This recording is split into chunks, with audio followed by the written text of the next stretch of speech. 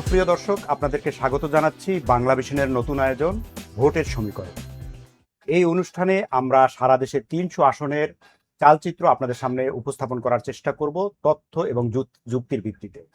আজ আমরা বরিশাল বিভাগের ৬টি জেলার ২১টি আসনের পর্যালোচনা করব। আমার সঙ্গে এই ভোটের সমীকরণ, বরিশালের ভোটের সমীকরণ মেলানোর জন্য স্টুডিওতে আছেন বাংলা ভিশনের বিশেষ প্রতিনিধি সেকান্দার রেমান, তারপরে আছেন স্টাফ রিপোর্টার নিয়াজ মাকদুম এবং বিশেষ প্রতিনিধি রিশান নাসরুল্লাহ। আচ্ছা, আমরা রিশান নাসরুল্লাহকে দিয়ে আলোচনাটা শুরু করতে চাই। রিশান নাসরুল্লাহর জন্ম এবং বেড়ে ওঠা বরিশালে। বরিশালের মানুষের সাথে, জনমানুষের সাথে আপনার বেশ ঘনিষ্ঠ সম্পর্ক আছে, যোগাযোগ আছে। কিছুদিন আগে আপনি বরিশাল ঘুরেও এসেছেন। তো ওইখানে যে বরিশাল জেলার যে ৬টা আসন, সেটার চালচিত্র কেমন? আসলে বিএনপির দিকে না জামাতের দিকে না ইসলামী আন্দোলনেরও সেখানে একটা ভোট ব্যাংক আছে, কোন দিকে ঝুঁকছে?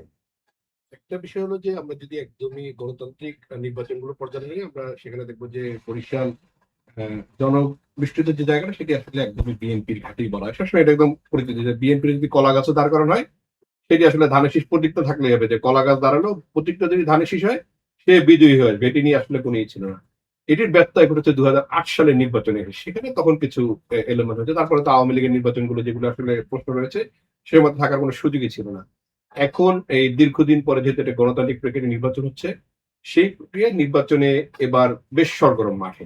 কারণ সব দলের প্রার্থী, যেহেতু আওয়ামী লীগের নির্বাচন করার সুযোগ নেই, অন্য যারা রয়েছে সব দলের মোটা দাগে মাঠে রয়েছে। জোটের একটি সমীকরণ রয়েছে, সেই জায়গায় জোট রয়েছে। এবং আরেকটি বিষয় যেটি হচ্ছে যে বরিশাল, আমরা যদি বরিশালের যে প্রত্যেকটি আসলে বিএনপির প্রার্থী রয়েছে, কিন্তু বিএনপির জন্য একটি বড় চ্যালেঞ্জ এবার সামনে চলে এসেছে। এগুলো হচ্ছে অভ্যন্তরীণ কোন্দল এবং বিএনপির বিদ্রোহী প্রার্থী। যদিও বিএনপি তাদেরকে বহিষ্কার করা হয়েছে, এটি আসলে নৈতিকভাবে বিদ্রোহী বলা যায় না, কিন্তু এটি যেহেতু আমাদের একটা প্রচলিত ভাষা, এটি বিদ্রোহী প্রার্থী আমরা বলি। হ্যাঁ, সেই হিসেবে বিএনপি কিন্তু দুটি আসনের এ ধরনের সংকট রয়েছে।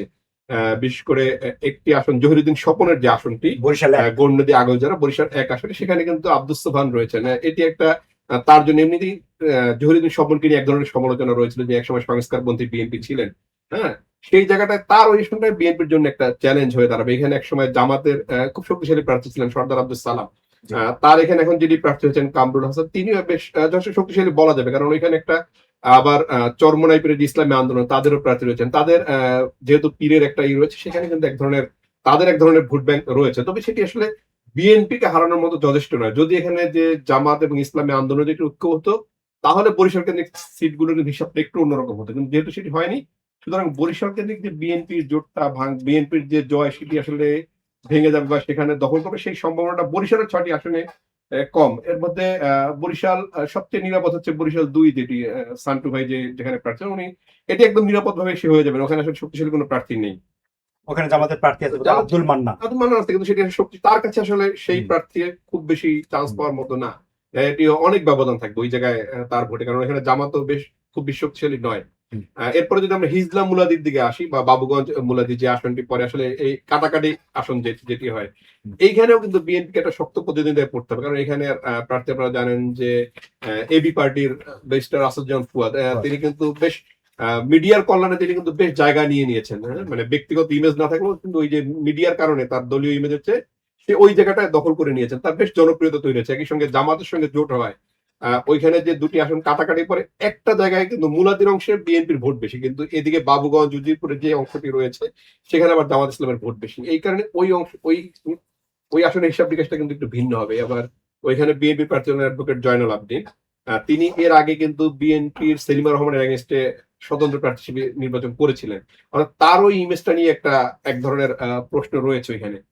এটি কিন্তু ভোটারদের কাছে এক ধরনের মেসেজ তৈরি করে যে মানে সেলিমা রহমানের যে একটা ভোট ব্যাংক আছে, মেজবাউদ্দিন ফরাদ একসময় এমপি ছিলেন, তিনিও আসলে তার পক্ষে নন।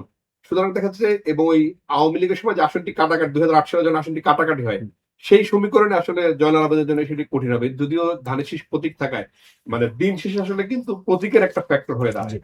যেহেতু আওয়ামী লীগের নৌকা প্রতীক নেই মাঠে, সেখানে ধানের শীষের এক ধরনের থাকবে, সুযোগ থাকবে। কিন্তু তারপরেও জয়নাল আবেদিনকে যথেষ্ট চ্যালেঞ্জের মুখে পড়তে হবে, এবং সেই চ্যালেঞ্জটা আসলে ফুয়াদের কাছ থেকে আসবে। আবার ওইখানে জাতীয় পার্টির প্রার্থী কিন্তু রয়েছেন গোলাম কিবরিয়া টিপু, তিনি জেলে বসে নির্বাচন করছেন। তিনি কয়েকবার এমপি ছিলেন, দুবারের এমপি ছিলেন। তো ওই জায়গাটায় কিন্তু মানে তাকেও মোকাবেলা করতে হবে। অর্থাৎ এটা একটা মানে ত্রিমুখী একটা লড়াই এখানে সম্ভাবনা। সেই সম্ভাবনায় কিন্তু তরুণ ভোটারদের কাছে আসাদুজ্জামান ফুয়াদ বেশ জনপ্রিয়, এবং জামাতের সাথে তার যেহেতু ঐক্য আছে, তার একটা ভোট ব্যাংক ওইখানে রয়েছে। যদিও সে কতটা পারবে পৌঁছাতে, সেটা কিন্তু কঠিন প্রতিদ্বন্দ্বিতা করতে হবে বিএনপিকে।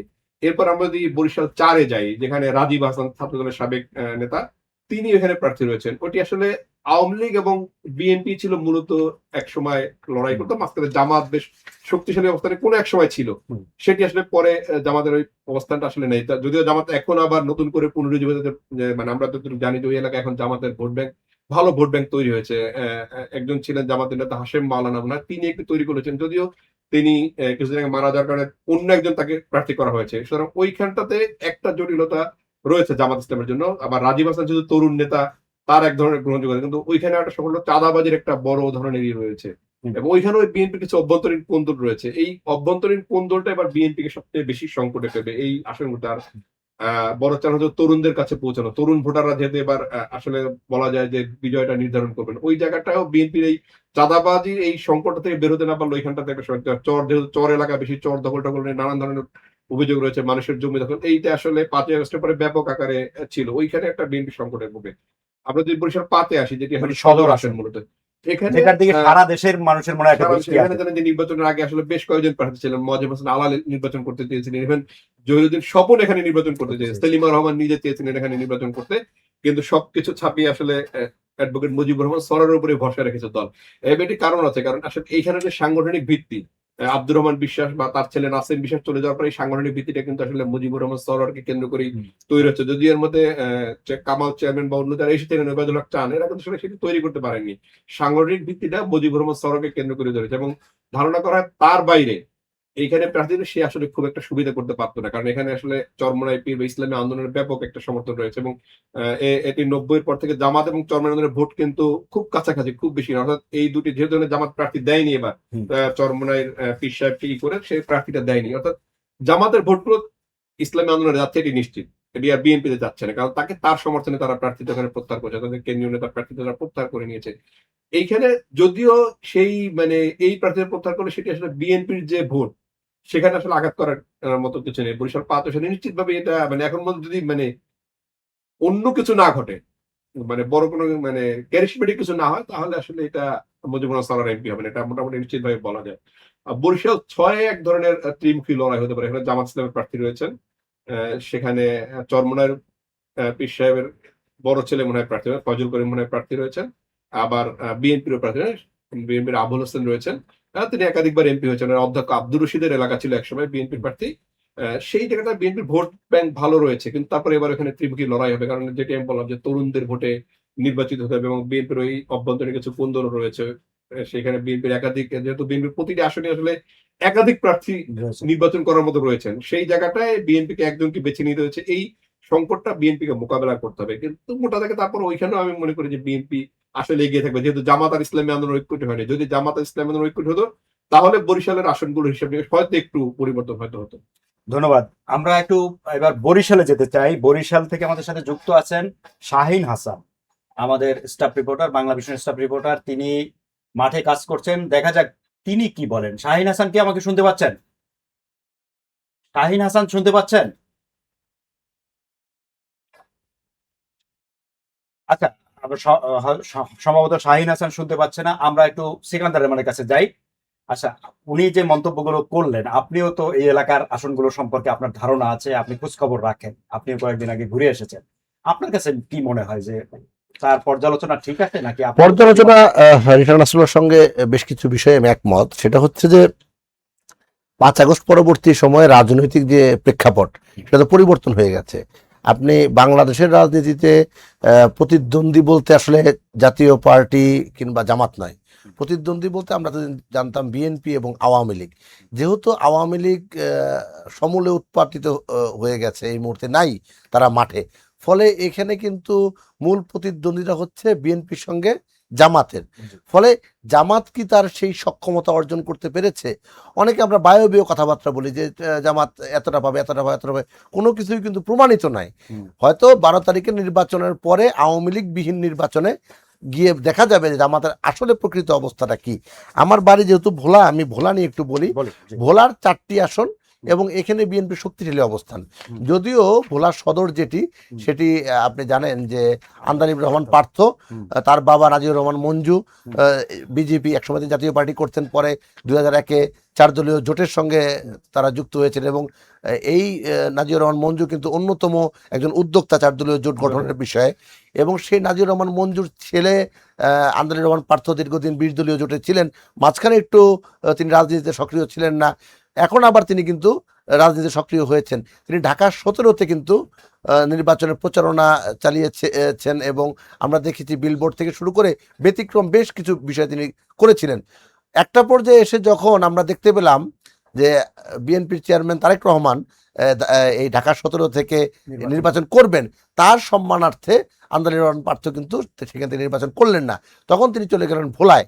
ভোলায় সাবেক প্রতিমন্ত্রী, ধর্ম প্রতিমন্ত্রী মোশাররফ হোসেন শাহজাহান সাহেব, তার পারিবারিক ঐতিহ্য এবং তাদের যে সামাজিক অবস্থান অনেক ভালো, তার ভাই, আপন ছোট ভাই গোলাম নবী আলমগীর, তিনি কিন্তু ধানের শীষের প্রার্থী ছিলেন।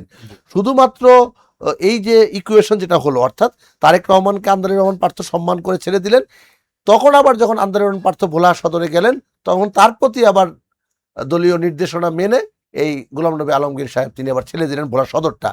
এখানে জামাতের প্রার্থী আছে, কিন্তু ওই যে বলছিলাম জামাতের প্রার্থী থাকলে হবে কি, বিএনপির অবস্থান ভালো, কিন্তু বিএনপির যে সমর্থন গোষ্ঠী যারা, এদের মধ্যে বিভাজন আছে। এখানে 2-3 ভাগ তৈরি হয়েছে। সব ভাগ যদি আন্দালিব রহমান পার্থর জন্য কাজ করে, নিশ্চয়ই আন্দালিব রহমান পার্থ জিতবে। এখন ইন্টারনালি যদি কেউ চিন্তা করে যে না, আমরা এখানে মনোনয়ন পাই নাই, আমার লোক পায় নাই, আমার গ্রুপ পায় নাই, আমরা এখানে কাজ করবো না, যদি এমন ঘটনা ঘটে, সেক্ষেত্রে ব্যতিক্রম কিছু হতে পারে। সেটা আসলে অসম্ভব বা উড়িয়ে দেওয়ার মতো কিছু নাই। আর ভোলা 2 হাফিজউদ্দিন আমাদের হাফিজ হাফিজ ইব্রাহিম, হুম। ওনার এখানেও জামাতের প্রার্থী আছে, তবে সেটা খুব একটা প্রতিদ্বন্দ্বিতামূলক হবে বলে মনে হচ্ছে না।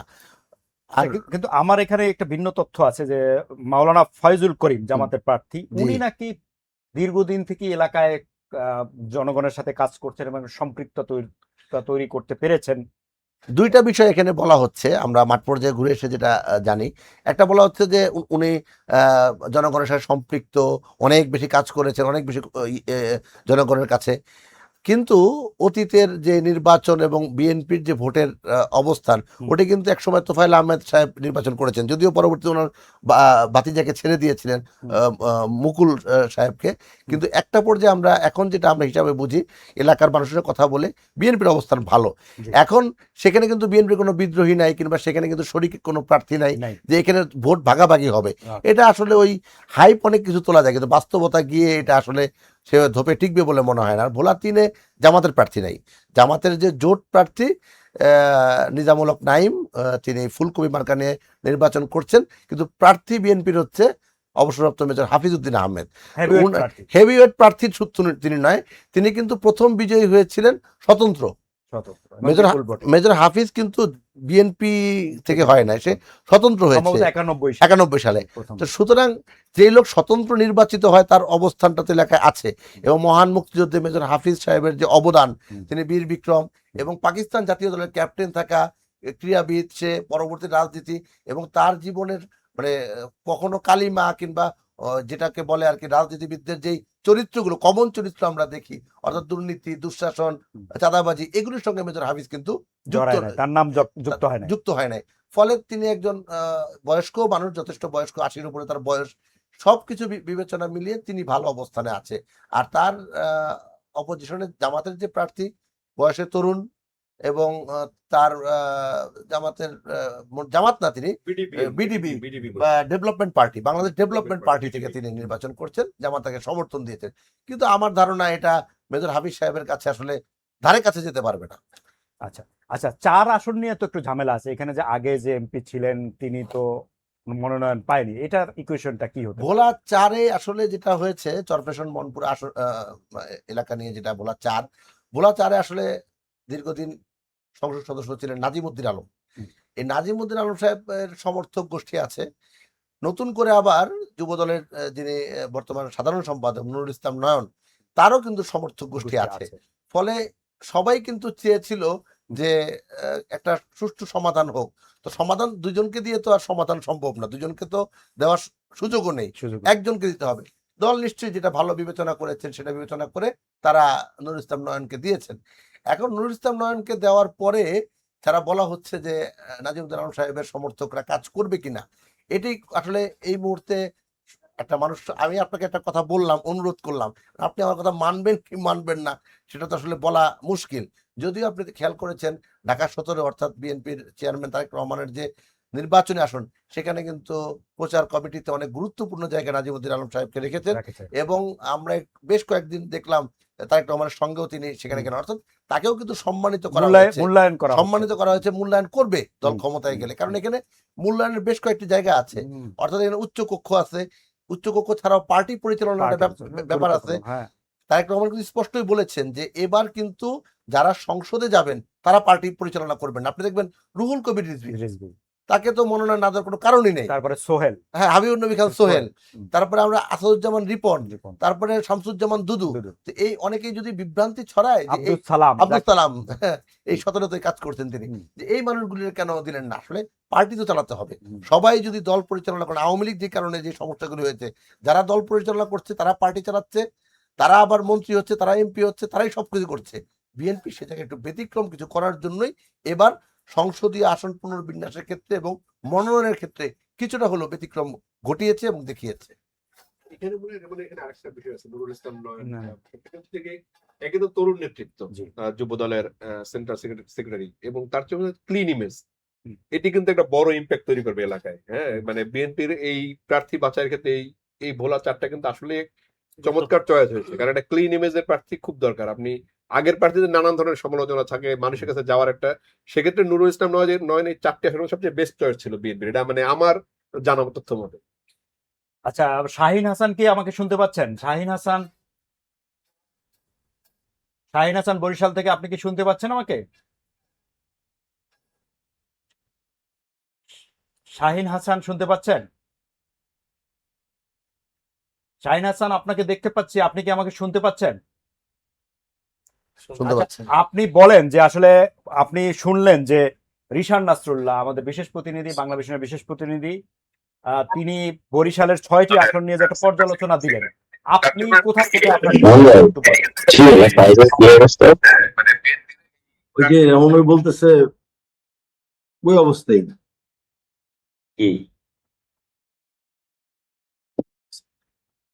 মানে আপনার ভোলা সদরের শাহিন হাসান কি আমাকে শুনতে পাচ্ছেন? শাহিন হাসান, আচ্ছা, শাহিন হাসান শাহিন আমাকে ভাই শুনতে মিউট পাচ্ছি আনমিউট না। করে আমরা নেন, আসলে এরপরে মিউট করে নেন। ভোলার কথা আলোচনা হচ্ছে। নয়ন কি আছেন লাইনে? নয়ন, শাহিন হাসান শুনতে পাচ্ছেন? শাহিন ফয়সাল ভাই বিন বল, নয়ন, আপনাকে দেখতে পাচ্ছি, আপনি কি আমাকে শুনতে পাচ্ছেন? শাহিন ভাই আপনাকে আপনি আমাদের সিকান্দার রেমান বলছিল ভোলার 4টা আসন সম্পর্কে ওনার দৃষ্টিভঙ্গি বা ওনার কাছে যে তথ্য আছে, এবং রিশান নাসরুল্লাহ তার সাথে যুক্ত করলেন। আপনার কাছে কি মনে হয় ভোলার 4টা আসনের পরিস্থিতি কি? আপনি যেহেতু মাঠে কাজ করছেন, কি দেখছেন সেটা?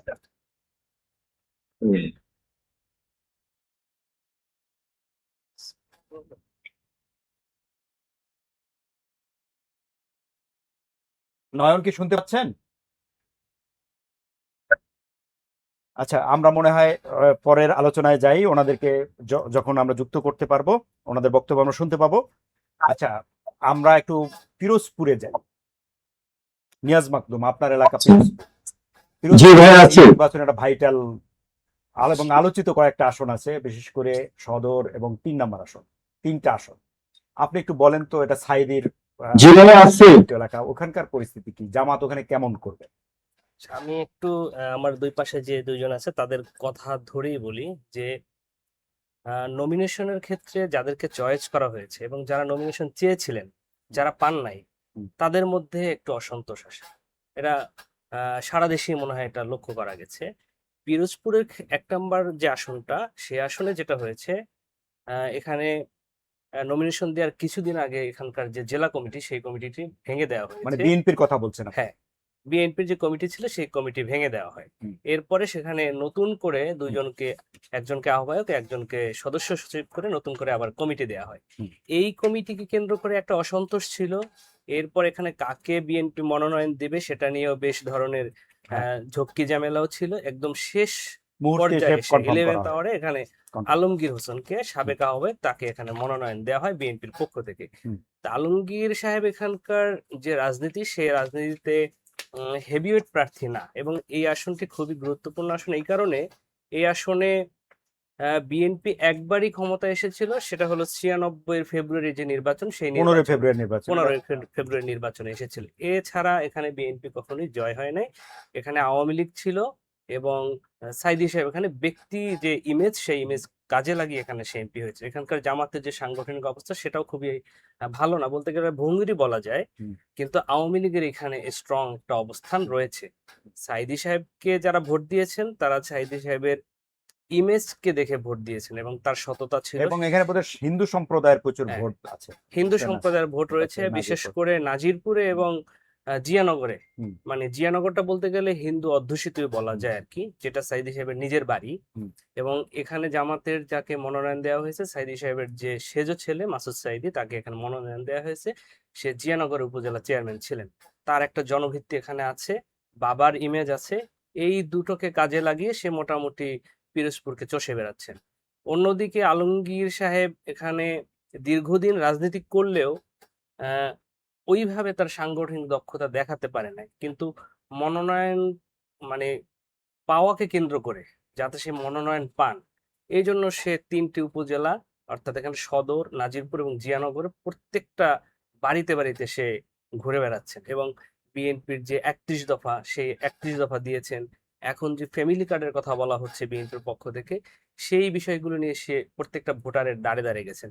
তো এইটা যাওয়ার ফলে তার যে ভোটের যে সমীকরণ, সেই সমীকরণে কিছুটা আহ, অদল বদল হয়েছে। অদল বদল হয়েছে। মোটামুটি বলা যায় যে এখানেও বিএনপির যে আগের অবস্থা ছিল, মানে ভঙ্গুর অবস্থা ছিল, সেই জায়গায় তিনি কিছুটা কাটিয়ে উঠতে পেরেছে। আর সাইদী সাহেবের ছেলে, একে তো সাইদী সাহেবের ইমেজ, আর নিজে উপজেলা চেয়ারম্যান ছিল, সেই ইমেজ কাজে লাগিয়ে সে কাজ করছেন। কিন্তু এখানে সাইদী সাহেবের ছেলের একটু নেগেটিভ মার্কিং আছে, সেটা হলো যে সে যে ফ্রন্ট লাইন রাজনীতি করতেছেন, তো এই রাজনীতি করতে গিয়ে সে মাঝে মাঝে একটু ছন্দপতন হয়ে যায়। আচ্ছা। সেই বিষয়গুলো ভোটারদের কাছে মানে নোটিস হয় যে এটা কেমন হবে না হবে। তো সবকিছু মিলায় এই যে এক আসন পিরোজপুর, এখানে হাড্ডাহাড্ডি লড়াই হবে, কিন্তু লড়াইয়ের শেষ যেটা হবে তা আমরা অনুমান করি এবং ভোটাররা অনুমান করে, এখানে সাইদী সাহেবের ছেলে মাসুদ সাইদী এখানে নির্বাচিত হওয়ার সম্ভাবনা খুবই বেশি।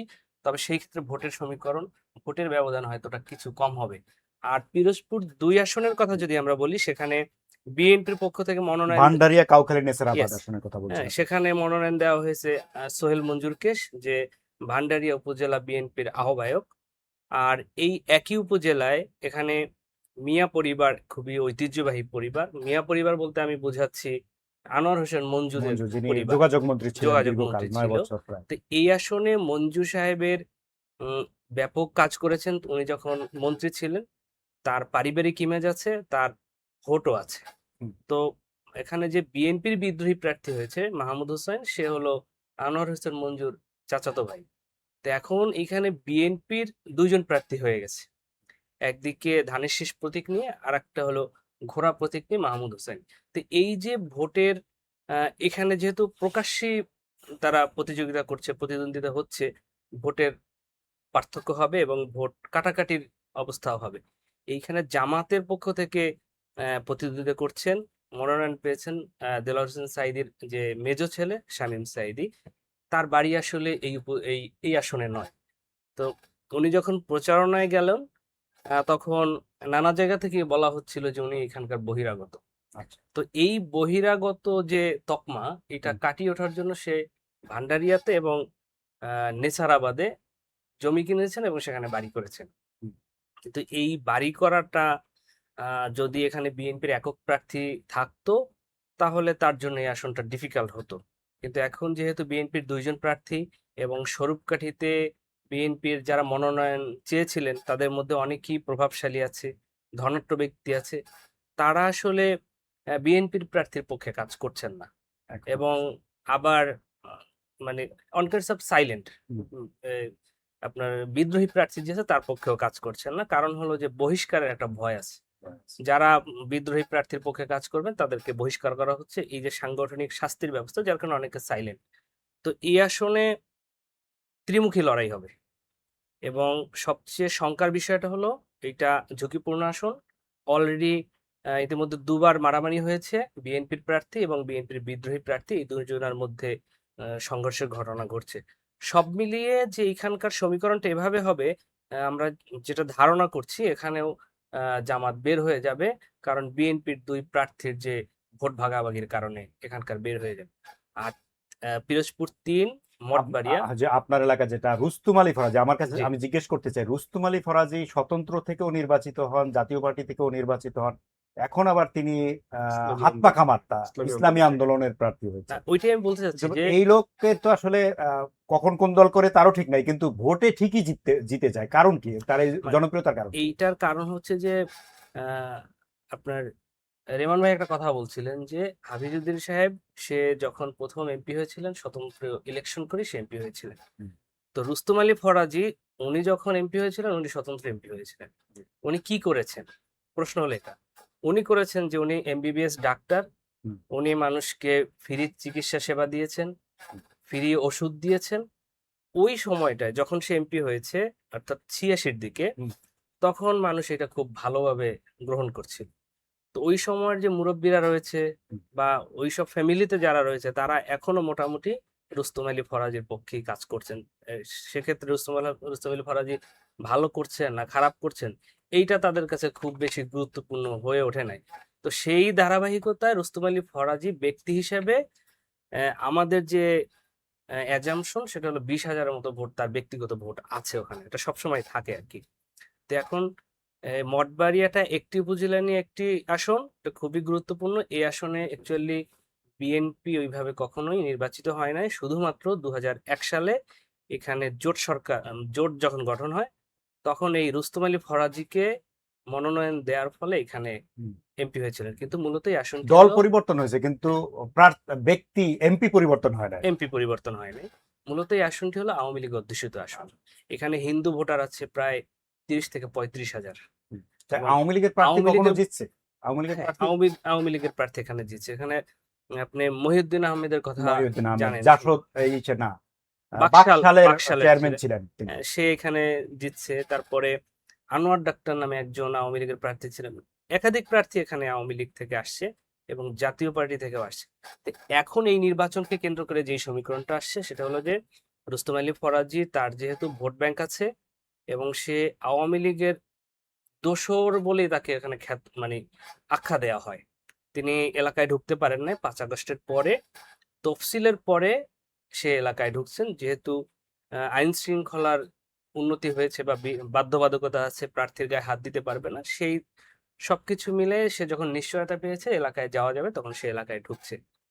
সে এইবারে হলো নির্বাচন করবে ইসলামী আন্দোলন বাংলাদেশ হাত পাকা মার্কা থেকে। আর অন্যদিকে বিএনপির প্রার্থী আছেন এখানে উপজেলা বিএনপির আহ্বায়ক রুহুল আমিন দুলাল। আর এখানে জামাতের প্রার্থী নাই, এখানে এনসিপির প্রার্থী আছে তরুণ একেবারেই, অর্থাৎ আমাদের যে এহসানুল হক মিলন বিএনপির, তিনি মালয়েশিয়াতে যে বিশ্ববিদ্যালয় থেকে পিএইচডি করেছেন সেও একই বিশ্ববিদ্যালয় থেকে পিএইচডি করেছেন।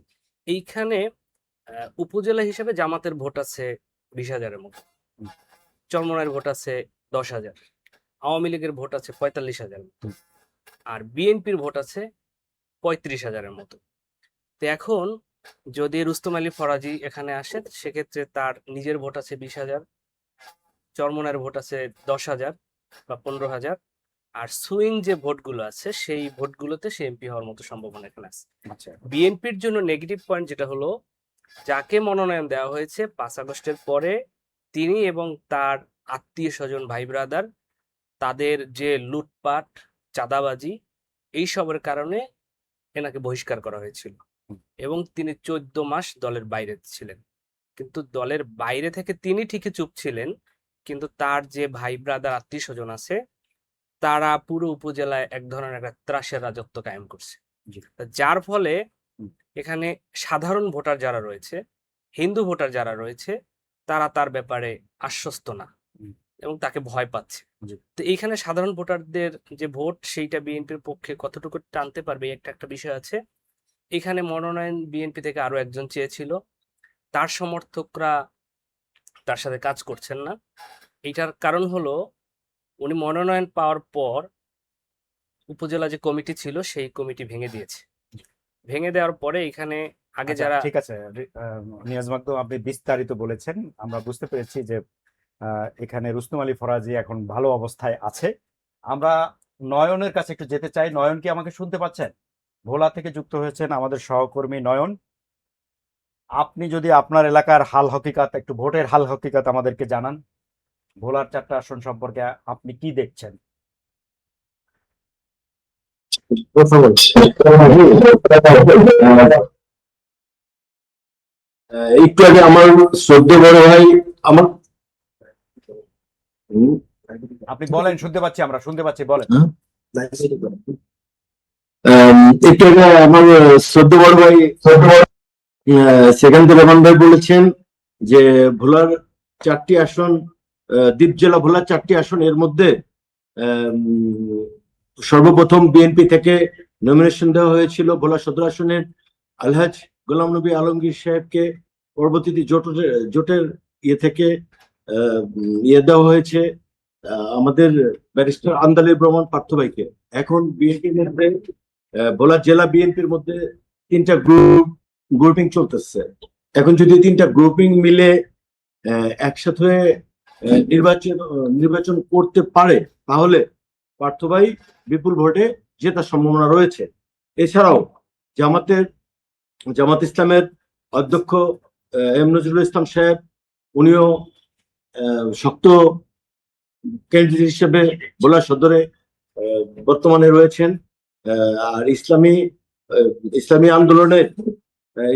আন্দোলনের ভোলা সদরের থেকে নড়ছেন মাওলানা ওবায়দুর রহমান। এবং ভোলা 2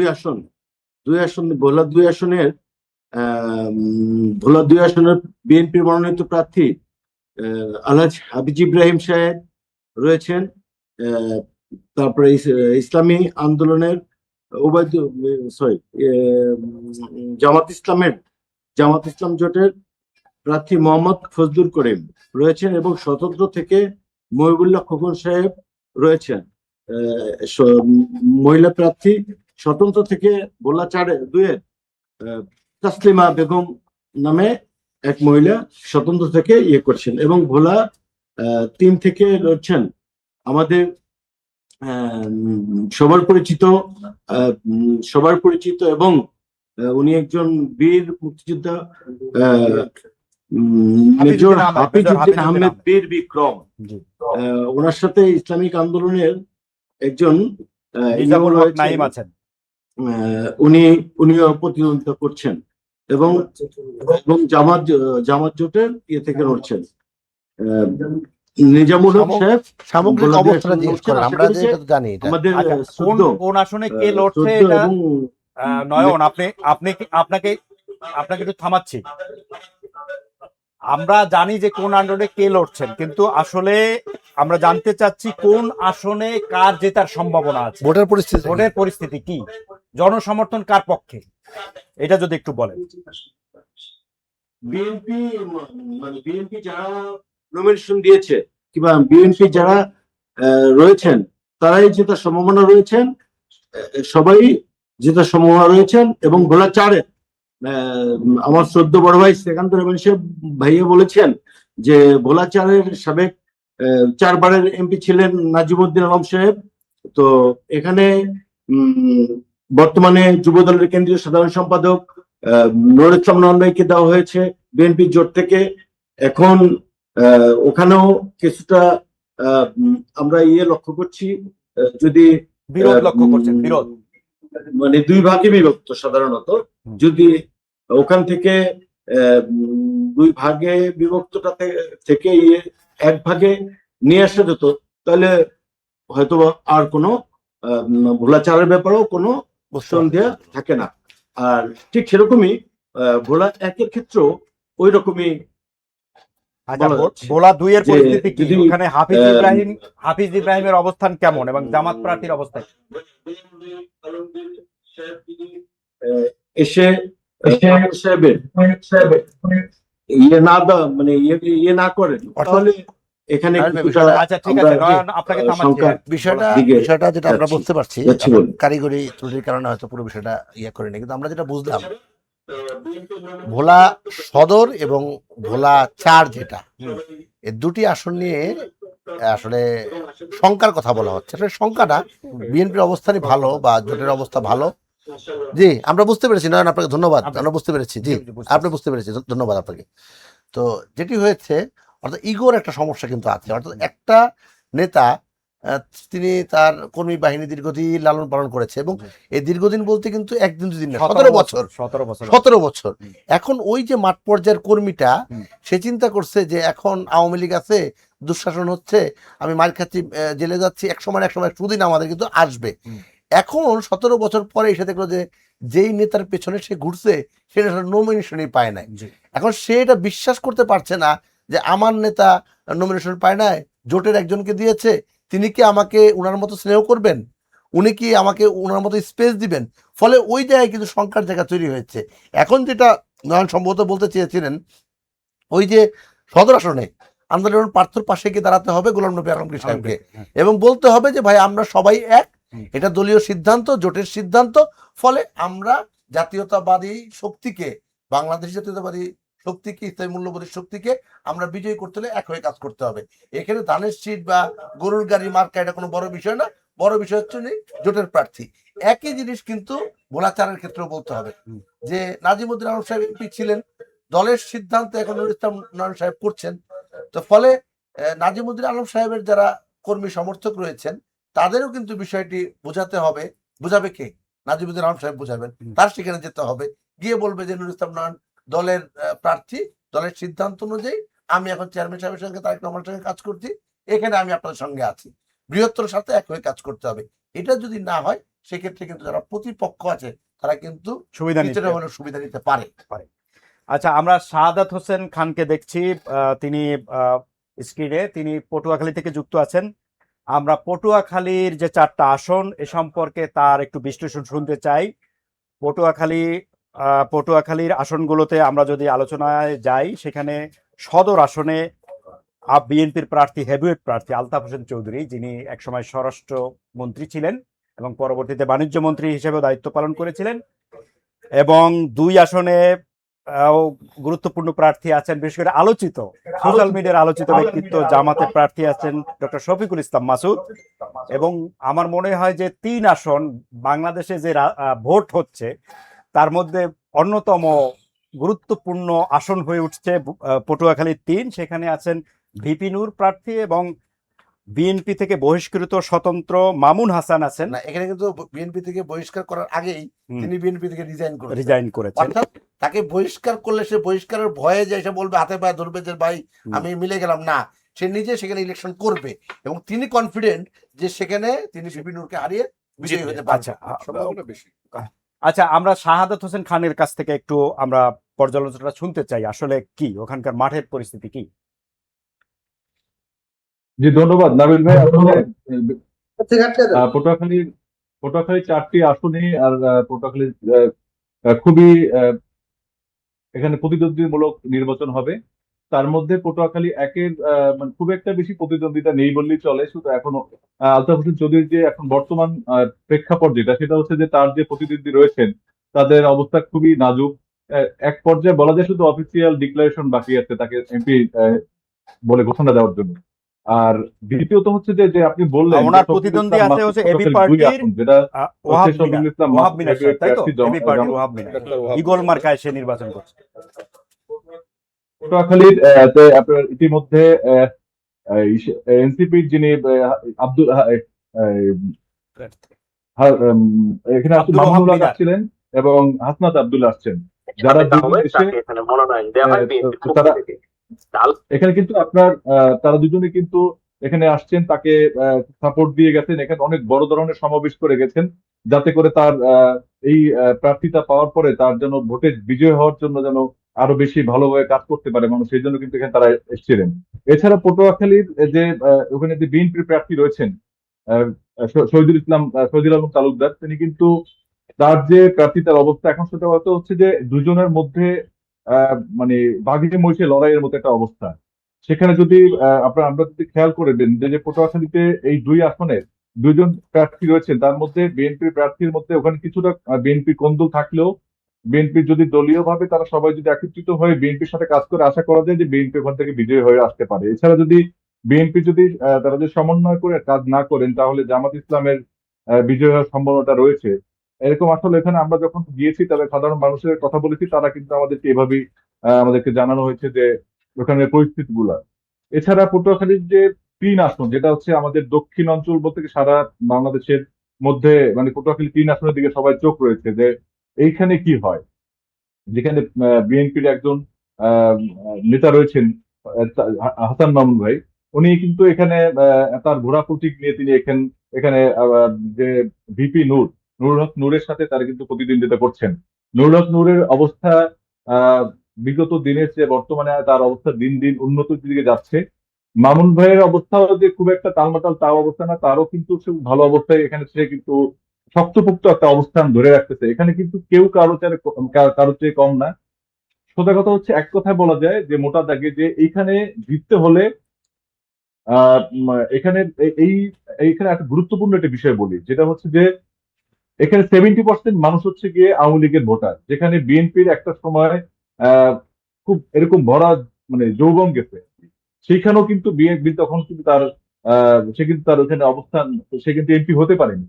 তো বর্তমানে যে অবস্থা, তাতেও কিন্তু একই জিনিস, যে আওয়ামী লীগের যদি যারা সমর্থনকারী বা ওখানে যারা যারা স্থায়ী বাসিন্দা রয়েছেন, ওটা কিন্তু আওয়ামী লীগের একটা ঘাঁটি বলা যায়। সেক্ষেত্রে তারা যদি সাধারণ মানুষ যদি তারা ভোট দিতে যায়, তাহলে আশা করা যায় দুজনে একজন বিজয় হতে পারে। তবে এই বিজয়টা কে হবে, কেউ কিন্তু নির্দিষ্টভাবে মোটা দাগে কেউ বলতে পারবে না যে হাসান মামুন এখানে নির্বাচিত হবে না নুরুল হক নূর নির্বাচিত হবে। তবে নির্বাচন হবে কঠিন, যে নির্বাচনকে সামনে রেখে তাদেরকে মাঠ পর্যায়ে কিন্তু তারা দুজনই চষে বেড়াচ্ছে। দুজনই খুবই আহ, মানে হেভিওয়েট প্রার্থী। দুজন এখানে গলাচিপা এবং দশমিনা এই দুইটা উপজেলায় তারা চষে বেড়াচ্ছে যে কে কার যে বেশি ভোট পাবে, এরকম একটা চিন্তা মাথায় নিয়ে তারা কিন্তু এগিয়ে যাচ্ছে। পটুয়াখালীর দুয়ের যে সর্বোচ্চ যে ভোট রয়েছে, তার মধ্যে হিন্দু সম্প্রদায়ের ভোট কিন্তু রয়েছে প্রায় 54,000 ভোটার রয়েছে, যেখানে যে ভোটাররা পটুয়াখালী 3 বলছেন মানে বোধহয়। ভোটারদের, যেটা আমরা শুনলাম ওখানে, যে এই ভোটার যদি কারো দিকে ঝোঁক দেয় হিন্দু ভোটাররা, হুম। তাহলে আমরা মানে জানলাম যে সে বিজয়ী হওয়ার সম্ভাবনাটা বেশি। এখন দেখা যাচ্ছে যে আসলে আমরা চিন্তা করে মানে আপনার চিন্তা করে দেখা যায় যে হিন্দু ভোটারদের কিন্তু দুই পক্ষ থেকেই মানে যাচ্ছে, এবং দুই পক্ষেরই তারা কিন্তু আশাবাদী যে এই ভোটার গুলো তাদেরকে ভোট দিবে।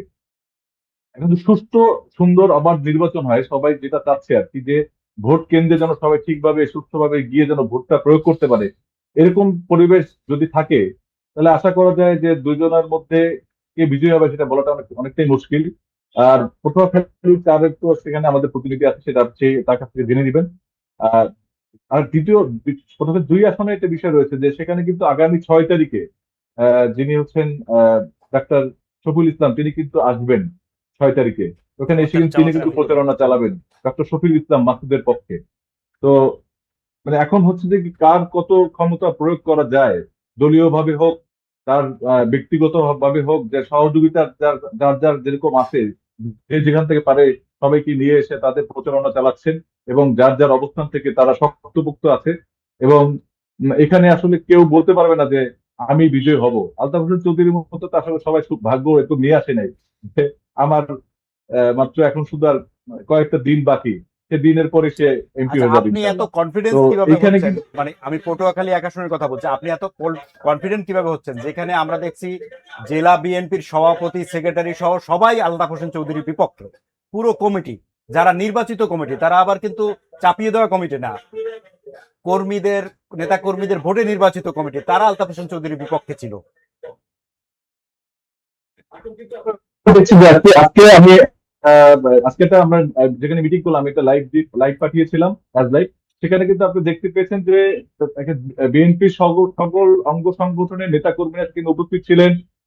বিলকিস জাহান শিরিন সেখানে উপস্থিত ছিলেন বরিশালের। এখানে আলতাফ হোসেন চৌধুরী বলেছেন যে আমরা তো সবাই বলে যে আমি তো হয়েই গেছি, তারপরেও কিন্তু আমার হওয়াটা যদি সহজভাবে হওয়াটা কিন্তু খুব একটা সহজ না। এই কথাটা আলতাফ হোসেন চৌধুরী আজকে মিটিং এ বলছেন। তারপরেও সবাই আর কি এভাবে আশাবাদী যে এখানে আসলে যে মানে তার এগেনস্টে কোনো ধরনের কোনো সেরকম হ্যাভিওয়েট প্রার্থী বা এরকম মানে লড়াকু যে প্রার্থীগুলো রয়েছে, যেখানে এই বাকি 3টি আসনে যেভাবে ফাইট হচ্ছে বা যেভাবে মানুষের নির্বাচনী লড়াই চলছে, সেই লড়াইটি কিন্তু পটুয়াখালীতে সেই আমেজটা নাই। শুধু আচ্ছা, আরেকটা একটা বিষয় আপনার কাছে আমি আপনার জানতে এখানে চাচ্ছি, সেটা যিনি হচ্ছে রয়েছেন পটুয়াখালী 3 যে আসনে ভিপি নূর এবং মামুন হাসান প্রতিদ্বন্দ্বিতা করছেন, ওনাদের দেখছি যে ব্যক্তিগত চরিত্র হননের চেষ্টা, ওনাদের যে সমর্থকরা একজন মানে তার বিপক্ষের প্রার্থীর চরিত্র হননের চেষ্টা করছেন। যেমন দেখছি মামুন হাসানের বিরুদ্ধে প্রচার চালানো হচ্ছে যে সে প্রশ্ন ফাঁসের ব্যবসার সাথে জড়িত ছিল। আবার ভিপি নূরকে বলা হচ্ছে সে বিভিন্ন দেশের এজেন্ট। এই ধরনের চরিত্র হননের চেষ্টা, এই রাজনীতিটা হচ্ছে, এটা কেন হচ্ছে? এই বিষয়গুলো হচ্ছে গিয়ে এখন বর্তমানে যে হাসান মামুনের যে বিষয়টা আসছে প্রশ্ন ফাঁসের, এটা নিয়ে দেখলাম ভিডিও গতকালকে, আবার সেই পুরোনো ভিডিওটা আবার বিভিন্ন জন ছেড়েছে। এছাড়া আবার ভিপি নূরের এরকম কিছু মানে এটা বলে আছে আসলে ফেসবুকে কিছু লড়াই চলছে আর কি, যেটা হচ্ছে গিয়ে সোশ্যাল মিডিয়া লড়াই এই চলছে আর কি, কে কাকে এই পরাস্ত করতে পারে। জিনিসগুলোকে সবাই আসলে ঘৃণার চোখে দেখছে। যারা যার সমর্থক রয়েছেন, যারা সাধারণ ভোটার রয়েছে, তারা আসলে এটা কেউ স্বাভাবিকভাবে মেনে নিচ্ছেন না।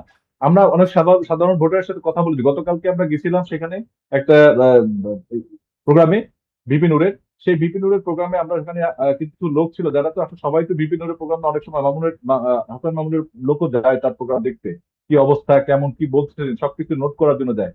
আমরা যেটা দেখলাম সেটা হচ্ছে যে তারা কিন্তু স্বাভাবিকভাবে নিচ্ছে না, যে দুজনের দিকে কাদা ছোড়াছুড়িটা, এটা আসলে ইদানিং কালে দেখা যাচ্ছে যে আবার এগুলো মামুন ভাই আবার সে নিজে থেকেই হাসান মামুন তার কথা ঘুরিয়ে নিচ্ছেন। আবার নুরুল হক নূর সেও তার কথা ঘুরিয়ে নিচ্ছে যে আমরা স্বাভাবিকভাবে সবাই যা সবার মতো করে নির্বাচন করি, কেউ তার দিকে কাদা ছোড়াছুড়ি না করি। সে আহ্বানও সে জানিয়েছে তার নির্বাচনী ধন্যবাদ প্রচারণার মাধ্যমে। সাদাত হাসান খান, আপনাকে ধন্যবাদ জানাচ্ছি। জহিরুল ইসলাম মিলন কি আছেন, আমাদের কুয়াকাটা প্রতিনিধি, কুয়াকাটা কলাপাড়া প্রতিনিধি, তিনি কি আছেন? আচ্ছা, আপনি আপনি যে কুয়াকাটা মানে যে এলাকায় আছেন, পটুয়াখালী 4, ওই এলাকায় আপনি কভার করেন, তো ওখানকার আসলে আমরা দেখছি যে নির্বাচনের ইকুয়েশন কিছুটা চেঞ্জ হয়ে গেছে। জামাত এবং চরমোনাই যতদিন জোট ছিল তখন একরকম ছিল, এখন আবার 10 দলের ক্যান্ডিডেট পরিবর্তন হয়েছে, যার কারণে পরিস্থিতিটা এখন কেমন একটু যদি বলেন। ধন্যবাদ ভাই আপনাকে। আপনি আসলে যেটা বলছিলেন ঠিক, মানে সমীকরণটা ওরকমই চেঞ্জ হয়ে গেছে। আর বিশেষ করে সারা বাংলাদেশের প্রেক্ষাপটের তুলনায় পটুয়াখালী 4-এর প্রেক্ষাপটটা একটু ভিন্ন, কারণ এখানে বিএনপির কোনো প্রতিদ্বন্দ্বী নমিনেশনের জন্য কোনো প্রতিদ্বন্দ্বী ছিল না এক কথায়। মানে মানে কোনো একদম বিদ্রোহী সহজভাবেই প্রার্থী এখানে নাই যিনি বা প্রার্থী আছেন প্রার্থীটা চায়ও না। বিষয়ক সম্পাদক কেন্দ্রীয়, উনি কিন্তু বিনা প্রতিদ্বন্দ্বিতাই আসলে এখানে নমিনেশনটা পেয়ে গেছেন। যার কারণে তিনি এখানে বিএনপি কিন্তু ঐক্যবদ্ধ, তাকে নির্বাচিত করার জন্য একদম টপ টু বটম থেকে শুরু করে সবাই কিন্তু তার জন্য কাজ করছেন, এখানে কারো কোনো দ্বিধা বোধ নাই। এবং তিনি কেন্দ্রীয় নেতা হওয়ার কারণে পটুয়াখালীর যে আহ, জেলা বিএনপি আছেন, তারাও কিন্তু এখানে তাকে বিভিন্নভাবে সাপোর্ট দেওয়ার জন্য এগিয়ে আসেন এবং বিভিন্ন প্রোগ্রামে আসেন তারা। যার কারণে কিন্তু এখানে মানে বিএনপির যিনি প্রার্থী আছেন তার আর প্রার্থী আছেন, তার অবস্থাটা একটু ভালো। আর জামাত যখন চরমোনাই ইসলামী আন্দোলনের সাথে যখন জোট ছিল, তখন মানুষের মধ্যে একটু একটা চিন্তা ভাবনা ছিল, কিন্তু জামাতের এই জোটটা যখন ভেঙে গেল, তখন মানে জামাত যাকে প্রার্থী দিয়েছেন, উনি হলো খেলাফত মজলিসের, ওনাকে অনেকেই মানে রাঙ্গাবালির জহিরুদ্দিন উনি আহমেদ। উপজেলা চেয়ারম্যান ছিলেন। যার কারণে ওই অঞ্চলে কিছুটা পরিচিত থাকলো, এই কলাপাড়া অঞ্চলে, কলাপাড়া উপজেলায় তার পরিচিত একদম নাই বললেই চলে। যার কারণে এখানে মানে সমীকরণটা একদমই ভিন্ন। এখানে বিএনপির যিনি প্রার্থী রয়েছেন তার অবস্থা অনেক ভালো আমরা দেখতে পাচ্ছি। আচ্ছা, যে মানে আরেকজন যে প্রার্থী আছে ইসলামী আন্দোলনের হাত পাখা মার্কায়, অধ্যাপক মুস্তাফিজুর রহমান, তিনি তো একসময় বিএনপির নেতা ছিলেন, বিএনপি থেকে এমপি ছিলেন, উপজেলা চেয়ারম্যান ছিলেন 2 বার, তার তো একটা বিরাট ভোট ব্যাংক আছে। 96 সালে বিএনপি থেকে 15 দিনের জন্য এমপিও হয়েছিলেন এবং উপজেলা চেয়ারম্যান ছিলেন। উনি 2008 সালে বিএনপির থেকেই উনি উপজেলা নির্বাচন করেছিলেন। সেখানে তিনি বিজয় হয়েছিলেন মাত্র 26 ভোটের ব্যবধানে। তিনি কিন্তু তখন জিতেছিলেন এবং তার একটা অবস্থা ছিল তার পক্ষে তখনকার। তিনি সেই থেকেই তিনি এই দলের উপজেলা চেয়ারম্যান হয়েও এই দলের কোনো খোঁজ খবর রাখেননি, নেতাকর্মীদের কোনো সাহায্য সহযোগিতা এগিয়ে আসেননি এবং নিষ্ক্রিয় অবস্থায় তিনি এখন বিভিন্ন জনসভায় এ কথা বলেন যে তার এই নিষ্ক্রিয়তার কথা। সেই জন্য ওনার প্রতি জনগণের ওরকম একটা আগ্রহটা নাই। আর একটা বিষয় হলো উনি যখন একবার স্বতন্ত্র নির্বাচন করেছিলেন তখন এখানে বিএনপির নমিনেশন পেয়েছিলেন আতিক, রাঙ্গামালী উপজেলা তার বাড়ি। তখন কিন্তু উনি স্বতন্ত্র নির্বাচন করেছিলেন। তা মানুষের মধ্যে একটা ধারণা ওনার ব্যাপারে এরকম মন্তব্য আছে যে উনি সবসময় বিএনপি বিপক্ষে বিএনপিকে হারানোর জন্য তার অবস্থানটা। তখন কিন্তু ধন্যবাদ উনি জহিরুল হক মিলন, আওয়ামী লীগের জহিরুল তিনি ইসলাম মিলন, আপনাকে ধন্যবাদ জানাচ্ছি। এমপি আমরা পটুয়াখালীর চিত্র কি পাইলাম যে 1 এবং 4 মোটামুটি বিএনপি প্রার্থী নিরাপদ, সম্ভাবনাময় তারা জিততে পারে মনে করা হচ্ছে, কিন্তু 2 এবং 3-এ মূল নির্বাচনের যে হাড্ডাহাড্ডি লড়াই। নির্বাচনে হাড্ডাহাড্ডি লড়াই, বিশেষ করে 3 আসনে তীব্র লড়াই হতে পারে। তো এবং আপনার একটু যুক্ত করি, হুম। নুরুল হক নূর কিন্তু ঢাকায় এসে তারেক রহমানের সঙ্গে দেখা করেছেন এবং তিনি বলেছেন হুম। যে যাদেরকে বহিষ্কার করা হয়েছে, যেই দিন বহিষ্কার করা হয়েছে হুম। দিনটা সঠিক হয়নি হুম। এবং তাদের বহিষ্কারাদেশ প্রত্যাহার করে সবাইকে নিয়ে একসাথে কাজ করার কথা তিনি বলেছেন। হুম। অর্থাৎ তিনি তার অবস্থান বুঝতে পারছেন যে এলাকায় যে বিএনপির যিনি দাঁড়িয়েছেন হুম। তার যে অবস্থান সেটা কিন্তু বিভিন্ন বুঝতে পেরেছেন। ফলে তিনিও চাচ্ছেন না কোনো বিবাদে জড়াতে, কিন্তু বিবাদ শুরু হয়ে গেছে। হুম। ফলে এখানে কিন্তু জমজমাট নির্বাচন হবে। এর হাসান মামুন আসলে কপালটাই মনে হয় খারাপ। মানে সে কিন্তু শক্তিশালী শক্তিশালী একটা প্রার্থী, ছাত্র নেতা ছিলেন, হুম। জনপ্রিয় এলাকায়, কিন্তু কিন্তু সে এর বারবার আগের নির্বাচনে তার পরিবারে দেওয়া হলো গোলাম গোলাম মোল্লা মোল্লা রনিকে। রনিকে। আবার ঠিক এবার এসেও সেই জোটের সমীকরণে আসলে ফলে তার এখানে- আসনটার উপরে ফলে আঘাত এই কারণে হলো। তো তিনি মানে বলছেন যে আমাকে বহিষ্কার লাগবে না, আমি নিজেই Resign করলাম। Resign করলাম। বিএনপির জন্য, এবং বিএনপির অভ্যন্তরীণ যে প্রার্থীগুলো এরা আসলে বিএনপি কে সব জায়গায় জটিল করে ফেলে। কারণ এটা জটিলতা। এটা কিন্তু দুইটা হিসাব। একটা হলো বিএনপি যদি এমপি হারায়, হুম। দলীয় এমপি কিন্তু হারাবে। হ্যাঁ, হয়তো স্বতন্ত্র হলে আপনি পরে দলের সাথে নেবেন, কিন্তু সেটা তো আপনার দলীয় এমপি হবে না। আর একটা হলো যেহেতু উচ্চ কক্ষ হবে এবার, যে সম্ভাবনাটা প্রবল, আপনি কিন্তু ভোটের ইকুয়েশনে কমে যাচ্ছেন। যেখানে আপনার এই যে ধরেন 90টা বা 95 জন বিএনপির যে প্রার্থী হিসাব করা হচ্ছে সারা দেশে, হুম। এটি কিন্তু ভোটের ইকুয়েশনে বিএনপির জন্য একটা ব্যাড মাইনাস মারাত্মকভাবে মাইনাস করবে। আপনি 4টা বা 5টা আসন আপনি হারিয়ে ফেলবেন উচ্চ কক্ষে। এটা বিএনপি হিসাব রাখতে হবে। আচ্ছা, বিপি নূরকে তো নমিনেশন আমরা জানি যেটা জাতীয় রাজনীতির হিসাব থেকে তাকে নমিনেশন দেওয়া হয়েছে, যেহেতু গণ অভ্যুত্থানে তার একটা বড় ভূমিকা ছিল, গোটা আন্দোলনে বিএনপি জোটের সে অংশ। মাস্টার মাইন্ড ছিল, সবকিছু মিলিয়ে যুগপৎ আন্দোলনের সাথে ছিল। জাতীয় যে বিপ্লবে যে তার ভূমিকা, সেই ভূমিকার স্বীকৃতি হিসেবে তারেক রহমান তাকে মনোনীত করেছেন, সম্মানিত করেছেন। কিন্তু তারেক মামুন সাহেবকেও বলা হয়েছিল যে তুমি দলের সিদ্ধান্ত মেনে নাও, তোমাকে অন্যভাবে মূল্যায়ন করা হবে, কিন্তু সেই পথে সে যায়নি, আহ্বানে সাড়া দেয়নি। এই একটা বিষয় নয়, অন্যভাবে মূল্যায়ন করা রাজনীতিতে আসলে আমাদের দেশের রাজনীতিবিদরা মানতে চায় না। তাদের কাছে মনে হয় এমপি সব। আপনার মনে আছেন আব্দুর রহমান বিশ্বাস রাষ্ট্রপতি ছিলেন, হুম। একজন ব্যক্তি এমপি হয়েছেন, স্পিকার হয়েছেন, রাষ্ট্রপতি হয়েছেন, তারপরে তার কি আর কিছু চাওয়ার থাকতে পারে? না, থাকতে উনি কিন্তু আবার নমিনেশন চেয়েছিলেন এমপি পদে বিএনপিতে।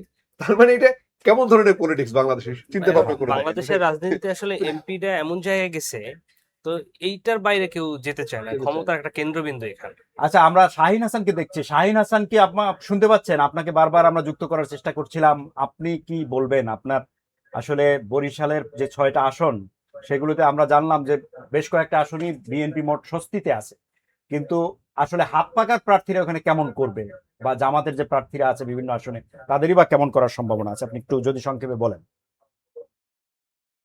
নাবিল ভাই, ধন্যবাদ আপনাকে। শুরুতেই ত্রয়োদশ জাতীয় সংসদ নির্বাচনের উৎসব মুখর পরিবেশে সারা দেশের মতো বরিশালেও কিন্তু প্রচারণা চলছে।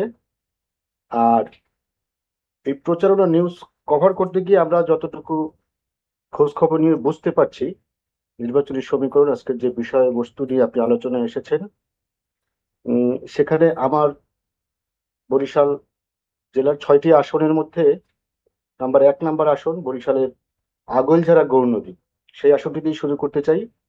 সেটিতে কিন্তু একজন স্বতন্ত্র প্রার্থী রয়েছেন। আচ্ছা, আপনি অর্থাৎ বিস্তারিত তিনি না যে বলে সুবাহান, ঈশান নাসরুল্লাহ এই বিষয়ে বলেছেন, সেখানে আপনি যদি প্রতিদ্বন্দ্বিতা এটার সাথে আপনার করছেন, তিনি দ্বিমত কিন্তু থাকে কোনো পয়েন্ট, সেই পয়েন্টগুলো বলুন। বিএনপিরই একজন দলের নেতা এবং প্রতিদ্বন্দ্বিতা করার কারণে তাকে দল থেকে বহিষ্কার করা হয়েছে। কিন্তু সেখানটায় আজকে আমরা কথা বলেছিলাম সেখানে দুইজন প্রার্থী স্বতন্ত্র প্রার্থীর বিপরীতে যিনি রয়েছেন, অর্থাৎ যাকে দল থেকে মনোনয়ন দেওয়া হয়েছে জহিরুদ্দিন স্বপন। জহিরুদ্দিন স্বপন কিন্তু তার নির্বাচনী প্রচারণায় তিনি বলছিলেন যে স্বতন্ত্র ষড়যন্ত্র, মানে তিনি তার বিরুদ্ধে ষড়যন্ত্র হচ্ছে বলে দাবি করছেন। ষড়যন্ত্রটি কে করছেন? তার দলেরই অভ্যন্তরীণ লোক। তো অভ্যন্তরীণ দ্বন্দ্ব যদি একটি দলে থাকে, তো নিজ ঘরের ক্ষতির জন্য কিন্তু নিজের দলের মানুষই যথেষ্ট, তিনি সেটি বলতে চাচ্ছেন। এর বাইরে কিন্তু সেখানে জামায়াত ইসলামের প্রার্থী রয়েছে, অন্যান্য দলগুলোর প্রার্থীরাও রয়েছেন। তো সেখানে কিন্তু এত সহজ হবে না সমীকরণটা। একদম সহজভাবে যদি আমি বলে দিই যে হ্যাঁ বিএনপির দুর্গ, বিএনপি হয়ে যাবে, আসলে এরকম কোনো কথা এরকম ভাবে সমীকরণটা বলা যাবে না। বিএনপির দুর্গ বরিশাল, এটা সবাই বোঝে জানে, কিন্তু এখন কিন্তু আহ প্রেক্ষাপট একটু ভিন্ন। অর্থাৎ বিপ্লবের পরে সাধারণ মানুষ কিন্তু সংস্কার মধ্যে একটা ভিতরে মানুষের মধ্যে একটা বিষয় চলে আসছে। এখন মানুষ নতুনত্ব খোঁজে, ক্রিয়েটিভিটি খোঁজে, কার মধ্যে কি আছে। ব্যক্তির মার্কার থেকেও কিন্তু এখন মানুষ ব্যক্তিকে গুরুত্ব দিচ্ছে, যে কোন ব্যক্তিকে আমি সংসদে পাঠাচ্ছি, কাকে আমি এমপি নির্বাচিত করছি। এই বিষয়গুলো কিন্তু এখন মানুষ ভাবা শুরু করেছে। অর্থাৎ আমি একজন যোগ্য ব্যক্তিকে যদি আমি সংসদে না পাঠাতে পারি, সে সেখানে গিয়ে বক্তব্যে কি বলবেন, সে সেখানে গিয়ে আমাদের জন্য কি চেয়ে নিয়ে আসবে, এর জন্য তার সেই কোয়ালিটিটা থাকার দরকার আছে। সংস্কার সে কতটুকু করতে পারবে, এর জন্য মানুষ কিন্তু এখন বোঝা গেছে মনে হয় বিষয়টা। ভিন্নভাবে ভাবছেন। এটা কিন্তু আমার বক্তব্য না, ভোটারদের আচ্ছা, শাহীন, বক্তব্য। আপনি ভোটাররা সংক্ষেপ শুধু করেন। কেন্দ্রে গিয়ে যে আমরা ভোট শেষ দিবেন করতে চাই। সেটাই এখন তাদের লক্ষ্য না। তারা যে দলীয় নেতাকর্মী যে প্রতিশ্রুতিগুলো দিচ্ছে, যে প্রার্থী যে প্রতিশ্রুতিগুলো দিচ্ছে, সেই প্রতিশ্রুতিগুলো কি আদৌ বাস্তবায়ন হবে, বা বাস্তবায়ন যিনি প্রতিশ্রুতি দিচ্ছেন তিনি কি বাস্তবায়ন করবে? যাকে যে মনে করবে যে হ্যাঁ উনি বাস্তবায়ন করার যোগ্যতা রাখে, তাকেই ভোট দেবে। সে যদি জামায়াত ইসলাম হয়, সে যদি বিএনপির প্রার্থী হয়, সে যদি অন্যান্য জাতীয় পার্টি বা অন্যান্য দলগুলোর জি। প্রার্থী হয়, তাকে দেবে। এখানে এবার কিন্তু মানুষ একটু ভিন্নভাবে চিন্তা করছে। আমি বেশিরভাগ BNP কে কিন্তু আসনগুলোতে ঘুরে দেখেছি। চারটা বিশেষ আসনে করে একটা আসনের কথা বলি, বরিশাল আর কোন আসনে আপনার BNP খুব বেশি কারণে 4 আসন, যেখানে তাদের যে প্রতিদ্বন্দ্বী আছে, মেহেন্দিগঞ্জ, তারা কিন্তু এই সাংগঠনিক হিজলা মেহেন্দিগঞ্জ, এই আসনটি দলের তো পুরোটাই সাংগঠনিক নদী কাঠামো বেষ্টিত থাকতে হবে এরিয়া। আপনার। সেখানে আপনি এক জায়গা থেকে আরেক পটুয়াখালী জায়গায় একটা গেলে সংকট মাঝে হবে, মাঝে কিন্তু খাল পড়ে, শেষ সেখানে মেশ আমার মনে হচ্ছে BNP খেওয়া বলে গ্রামের ভাষায়, খেওয়া পার হয়ে এপার থেকে ওপার যেতে হয়। এই জায়গাগুলো কিন্তু টাচ করা দরকার আছে। এইগুলো যে যারা উন্নয়ন করবে, এই ধরনের প্রতিশ্রুতি যারা দিচ্ছে, এখানে এখন অনেক জায়গা আছে সাঁকো পারাপার, কাঁচা রাস্তা, উন্নয়ন কতটুকু পৌঁছাইছে এই বিগত 17 বছর 17 বছরে, এটি কিন্তু মানুষ এখনো ভাবছে। বিশেষ করে নদী বেষ্টিত এরিয়া, নদী ভাঙন, সেখানে তীব্র সংকট সেখানকার মানুষের জন্য।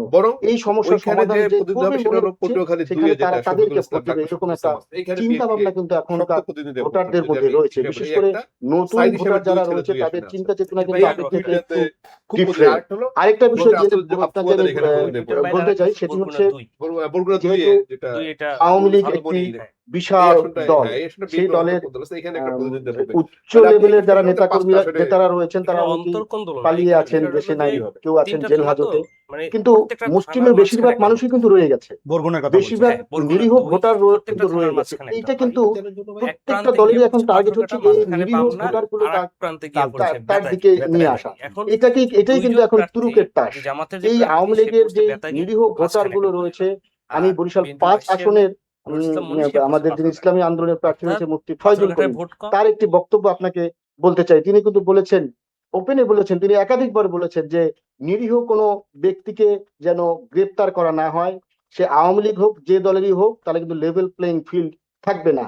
তিনি বলতে চাচ্ছেন এই যে নিরীহ ব্যক্তি বলতে যাদেরকে তিনি বুঝিয়েছেন, এই বিশাল শ্রেণী গোষ্ঠীর সাপোর্ট তিনি ইনডাইরেক্টলি কিন্তু তাদেরকে দিচ্ছেন, এবং সেই ভোটাররা কিন্তু তিনি কিন্তু প্রত্যাশা করছেন যে সেই ভোটাররা তাকেই ভোট দেবে, এবং তারা কিন্তু ভোট কেন্দ্রেও যাবে। এবং সেই জন্য কিন্তু ইসলামী আন্দোলনের প্রার্থী যারা আছেন বরিশাল সদর 5 আসন, তারা কিন্তু সেভাবেই তাদেরকে ইনফ্লুয়েন্স করছেন। পক্ষান্তরে বিএনপির যিনি প্রার্থী রয়েছেন আমাদের বরিশাল 5 আসনের অ্যাডভোকেট মুজিবুর রহমান সরোয়ার বা তার অনুসারী, তারা কিন্তু বলছেন যে আওয়ামী লীগের যে নিরীহ ভোটার, সেইটাকে যে টেনে তাদের দিকে নিয়ে আসতে হবে, সেই অঙ্ক, সেই ভোটের সেই সমীকরণ কিন্তু তারা অতটা গুরুত্ব দিচ্ছেন না। এই ক্ষেত্রে কিন্তু আমি বলতে পারি যে ভোটের সমীকরণটা কিন্তু একটু ভিন্ন হলেও হতে পারে, হবে আমি সেটা বলছি না, জি। হলেও হতে পারে। জি, থ্যাংক ইউ। কারণ এখানে বড় শাহিন, একটা আপনাকে অঙ্ক ধন্যবাদ রয়ে জানাচ্ছি। গেছে জি, যেটা, আমরা বুঝতে পারছি বিষয়গুলো। আওয়ামী লীগ মহানা অথবা আওয়ামী লীগের প্রধান। জি আমি বরিশালে এক আসন শেষ করতে পারিনি, সে আসলে আমার কথা শুনতে পাচ্ছেন? জি আচ্ছা ঠিক আছে, আমরা আপনি বুঝতে শেষ পেরেছি। করেন, শেষ করেন, আপনার আলোচনা শুনতে পাচ্ছি। ঠিক আছে, আমরা একটু জালকাঠিতে আমরা ফজলুল হক, ফয়জুল হক, ফয়জুল হক ডক্টর ফয়জুল হক। দুই, সে সোশ্যাল মিডিয়ার আলোচিত ক্যারেক্টার। তো উনি জামাতে যোগ দিয়েছেন, উনি একসময় দাবি করেছিলেন উনি বিএনপি নেতা, আবার দেখলাম জামাত থেকে নমিনেশন নিয়েছেন।